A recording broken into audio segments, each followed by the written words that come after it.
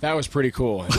I'll tell you what, that was something you don't really ever expect to be a part of. And when he calls you up and Jack Nicklaus introduces you and you get up there and he's like, all right, so what are you going to do for us? I was like, I don't know. I'm not even a golfer. You tell me what. That was kind of an intimidating position to find yourself in. But, I mean, what a cool opportunity. What a cool experience. When you're around a Jack Nicklaus, and we in Columbus a lot of times take it for granted because Jack's back here from time to time and year after year, but this is like a guy that's the greatest in the game, and you get a chance to meet him. Are there still guys, even though you're a quote-unquote famous NFL player, that you get around and go, man, this is pretty cool, and is Jack one of those? Yeah, he's at the top of that list, that's for sure. Just, again, an icon in his sport, kind of transcends golf. I mean, what more can you say? I mean, it's Jack Nicklaus. But just to be a part of this event, to be invited with Nationwide to come up here and play in the Pro-Am and go to some of the events, such as that, it's what else can you say? I mean, it's just a pretty unique and pretty cool experience. How important has been to you being involved in your community? Former NFL Man of the Year winner, Anthony Munoz and LaDainian Tomlinson have stopped by and talked about that, and being at events like this, being more than just a football player. How important was that to Greg Olsen?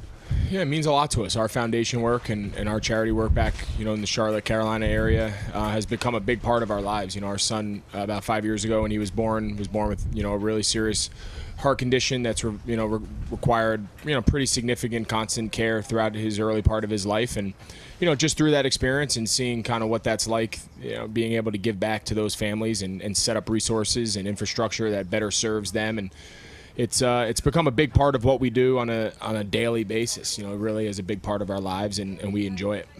Visiting with Greg Olsen, tight end, Carolina Panthers. Just before we went on the air with the interview, found out that my partner here, Stan Jackson, Patterson, New Jersey, and you're a New Jerseyite as well. Grew up playing football there. We just threw about 5 or 6 names that we all knew in common here. Yeah, I was born in St. Joe's Regional, Patterson, New Jersey, and my dad was a football coach at Eastside High. He went to Kennedy. I knew that his football coach at Kennedy was one of my dad's best friends, and Small world. Yeah, now it makes a lot of sense when I see how tough you are as a football player. Patterson breeds him. If you're born in Patterson, you have no choice. His dad worked for Joe Clark.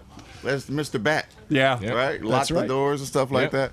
So let's talk about your current situation with Carolina. The one thing I've been concerned about is what you guys are doing with the offensive line. Shouldn't you be making that position better and not losing some good players?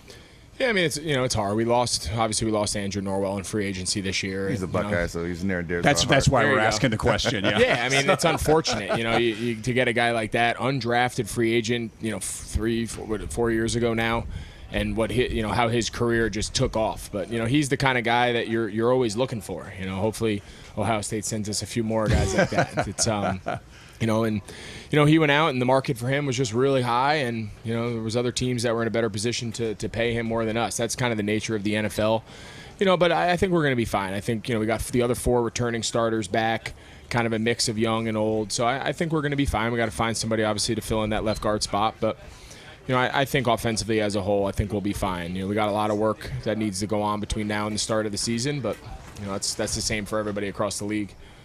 What is Cam Newton like to play for? He is one of those guys, and we've talked about it on our show before, that because he's so big, he seems like he's hard to officiate, or the NFL has trouble officiating him at times. Like, he takes hits that would be roughing the passer for other guys, it seems like, but because he's such a physical specimen, he is so gifted. What is it like to watch him on a daily basis?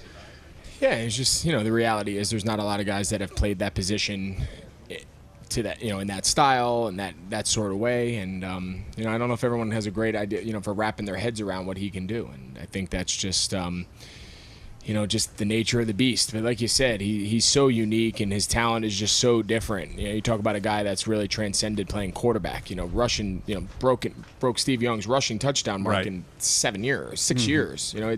By the time he's done, that no one will touch that for 100 years. He's just done stuff that there's not a lot of guys who have, or maybe ever will, who play that position. It's like he's a wide receiver / defensive end playing quarterback. They didn't make many like him, and that's what he's just a different cat. Yeah. And I know, Stan, being a former quarterback, you always have appreciated the athleticism of a Cam Newton there. Yeah, he's special. I mean, he does things that no one can do. It's size, speed, physical. He's the LeBron James of football right now. Yeah. When you have a guy that's built differently than anybody else. So talking about football, obviously knowing your dad's background, he was a high school football coach, your love for the game. With all the things that we're learning now about football, with concussions, do you think we should make some changes in regards to how old kids are when they're allowed to play?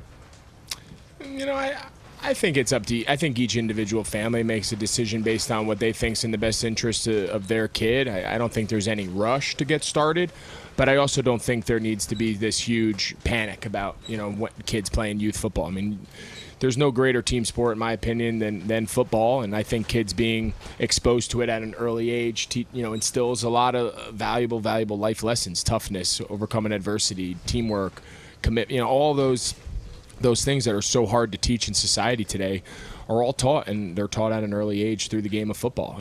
There's a reason there's not a lot of guys who play it. It's a very hard game. It's physically demanding. It's mentally demanding. It's not for everybody, but those that play it and those that enjoy it, it's really a special game, and I don't anticipate that ever changing. The situation last week with the new quote-unquote anthem policy that was passed down from the owners. What is your take on what is going on with the owners and the relationship between the ownership and also the players right now? Yeah, I think it's tough, right? I mean, the reality is I think everyone understands just kind of the delicate situation that's unfolding. And, depending on which side of the argument that you're on, the other side's the enemy. And I think as long as that's the case, there'll never really be much of a solution. I think both sides need to just try to be a little bit more understanding of where each other are coming from and figure out what is in the best interest of everybody. There is the balance of personal rights and personal expression and whatnot, but there's also the balance of running a business and monetizing, the ability to run this league. So where that fine line is, where that balance is, I don't know. I don't get paid to make those decisions, but as long as everyone takes such a hard line stance on their side and digs in, it makes it really tough. It feels like there needs to be more dialogue. Like for me sitting on the outside, Yeah, there's not a lot of dialogue. I'll be honest. They're. It's just, what else are you going to say? It kind of is what it is. We're the players, and to some degree they make the rules, and if you want to play in the league, to some degree you have to do it. I don't know what else. It's kind of one of those situations. You might not like it. I don't know. Yeah. I don't know what the answer is. Real quick before we let you go, the Panthers' expectations next year. You guys had a great year, made it to the playoffs. Next season, though, we talked about losing Andrew Norwell, but I imagine you guys you look at the league and you feel like you're probably, you're a couple years removed from being in the Super Bowl. You feel like you're probably right there. Yeah, I think we're there with anybody. But again, it was, the longer you play, the longer you realize, every season is so unique and so different. The seasons that you think you have, everything laid out in front of you and you're going to have a great year, you struggle, and vice versa. So we got a long ways to go before our first game. There's a lot of, steps to be made to get ready for that, and that process never really ends. Well, Greg, go ahead. A quick question. So if I told you played with the second fastest Buckeye of all time, would you believe me? Teddy Ginn? Yeah. Who's fastest? Joey Galloway. Okay. That's fair enough. Stan played with Joey Galloway back. Teddy's fast now. I just wanted to get your Teddy opinion can on run. Teddy came out of college. Teddy came out of school with me. We got drafted in the same year. We were in the same draft class, and was a teammate of mine at Carolina in 2 different stints. Yeah, Good very guy. Good. Still can run all these years later. Yeah. Thanks, guys.